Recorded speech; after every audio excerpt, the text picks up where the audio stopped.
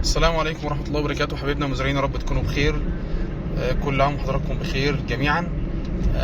الحقيقة في مشكلة منتشرة في بنجر السكر، ألا وهي أعفان الجذور. بالتحديد العفن الأبيض منتشر هذا العام، ومبهدل مساحات كبيرة جدا عند كل السادة المزارعين، عند غالبية أو فئة كبيرة من المزارعين. العفن الأبيض الأسكلوريشيوم. الحقيقة موضوع العفن الأبيض إنك ترش على المجموع الخضري، الحقيقة الرش لوحده من فوق ليس كافي. فإحنا هنشتغل، طبعا حضراتكم عارفين إن معظم المزارعين في الدلتا بتشتغل ري بنجر السكر بالنظام الغمر. فإحنا هنجيب برميل 200 لتر مية، ويتحط على البرميل ده كيلو سيفونات مصايل. كيلو سيفونات مصايل بقى، سواء توبسين سواء اكتامايل سواء كومباينكس، كل المركبات دي موجوده في السوق. سيفونات مصايل 70%. فانت عندك مثلا ارشح لك التوبسين، ارشح لك الاكتامايل، ارشح لك الكومباينكس، ارشح لك اللايف روت. اللايف روت ده تركيبته كويسه جدا، عباره عن فوسيل الومنيوم مع سيفونات مصايل، بالاضافه ان فيه 5% مضادات حيويه. فاللايف روت ده برده من المبيدات الكويسه جدا اللي ممكن تشتغل بيها كيلو على الحوال في حاله الري بالغمر. هتجيب برميل 200 لتر ميه، وتحط كيلو من اي مبيد انا ذكرته، سواء لايف روت او كومباينكس او اكتامايل او توبسين، كيلو سليم على ال 200 لتر ميه.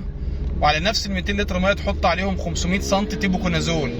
طب ايه تيبوكونازول اللي ترشحه لي؟ برشح لك ساسكو او ترولز او تيبو جرين، كل الكلام ده موجود في السوق. وتقلب كويس جدا ال 200 لتر ميه اللي انت عملتهم بالمبيد كويس، وتبدا سيادتك تنزلهم على الحوال، ينقط على الحوال، وتحكم الري في هذه الريه يكون ري على الحامي وري بالتحويله، بحيث ان الارض ما تغرقش منك عشان تبقى النتيجه كويسه نوعا ما. طبعا قبل الري ارش يونيفورم على المجموع الخضري ربع لتر للفدان، يونيفورم او ما يشابهه في السوق، بس انا هرشح لك اليونيفورم 250 سم للفدان، تعملهم على 200 لتر ميه او موتور ظهر 6 ملوات وترشهم. بعد كده بعد الرش ب 48 ساعه هروي. هحط الخليط اللي انا قلته، كيلو من اي مركب انا ذكرته الاول، اللي هو الكومباينكس او اللايف روت او التوبسين او الاكتامايل، كيلو زائد 500 سم ماده التيبوكونازول، سواء ساسكو او ترولز، وابدا اقلبهم على 200 لتر ميه.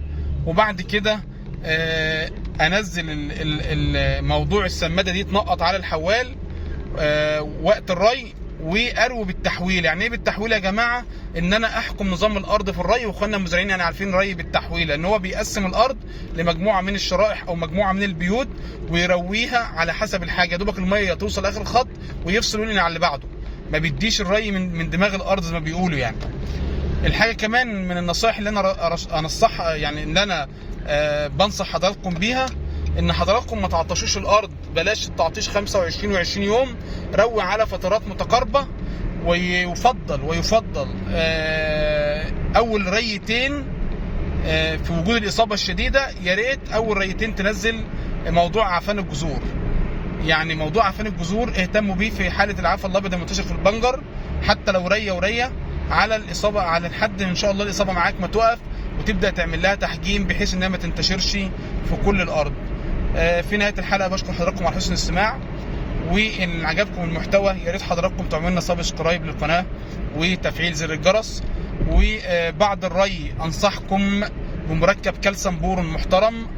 المركبات الكالسيوم بورون بتحمي من عفن القلب الاجوف، بتدعم جدر الخلايا عشان الجدر بتاعك يبقى سليم.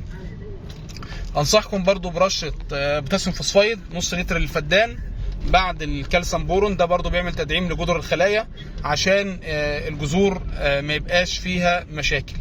طبعا حضراتكم بالنسبه للناس اللي دخلت في ال100 يوم او عدت ال100 يوم، انا ما انصحش برش البوتاسيوم فوسفايد. الناس اللي عدت ال100 يوم ما انصحش حضراتكم برش البوتاسيوم فوسفايد عشان موضوع نسب السكر. فيا جماعه الخير، بنجر السكر حساس لعمليه الري. بنجر السكر ما ينفعش انك تديله ميه من دماغه زي ما الناس بتعمل. يفضل الري على الحامي في بنجر السكر، لان الجدر نفسه او طبعا حضراتكم عارفين ان الجذر هو في البنجر السكر هو اساس المحصول، لان حضرتك الجزء اللي بيستخلص منه السكر هو الجذر. فكان كل ما يكون الجذر صلابته كويسه، الشيلف لايف بتاعته كويسه، الصفات التسويقيه بتاعته انه ما يكونش الجذر مشعب، يكون الجذر مستطيل معاك، ما يكونش فيه اعفان، ما يكونش فيه اي امراض، كل ما كان فرص استخلاص السكر منه اعلى. فطبيعي عندك جذر فيه اعفان جذور، يعني انا بشوف بعض الناس مودين محصولهم في بنجر السكر تقريبا 50% من المحصول فيه اعفان جذور، فبالطبيعي ده مش هيحصل على اعلى نسبه سكر، بالعكس ده البكتيريا اللي موجوده والفطريات اللي موجوده في التربه او اللي صابت الجذر عملت تحلل للسكر اللي موجود في الجذر. فيفضل انك ما تغرقش المحصول وقت الري. النصائح بتاعتنا اللي بنقدمها لحضراتكم عشان ما نتوش مع بعض في الفيديو، ان انا ادي رشه من فوق مركب بالتحديد يونيفورم 250 سم للفدان، بالاضافه للخليط اللي انا قلت لحضراتكم عليه، يتعامل على 200 لتر ميه ببرميل بحنفيه وينقط على الحوال والري بالتحويله. النصيحه الثالثه لحضراتكم ان انا ما اطولش فترات الري، كل ما اقلل فترات الري كل ما يكون افضل، بس مش معنى ان انا اقلل اروح اروي على اسبوع، يعني اعتقد 15 يوم كويس جدا، غير ان واحد بيقعد البنجر شهر بدون ري. بعد عمليه الري اول الارض ما تشيل الرجل ب4 ايام ارش مركب كالسيوم بورون، حاجه محترمه من مصدر محترم. انا برشح لك يا اما بسفليار كومبسيب يا اما كالماج، ده من المركبات اللي فيها كالسيوم بورون، حاجه محترمه، شركات محترمه، اشتغل 500 سم للفدان. الرشه اللي بعد الكالماج بوتاسيوم فوسفايد عشان يدعم جذور الخلايا، ولكن بنصح حضراتكم البوتاسيوم فوسفايد يا ريت ما ترشوش في البنجر لو عدى البنجر ميعاده 100 يوم.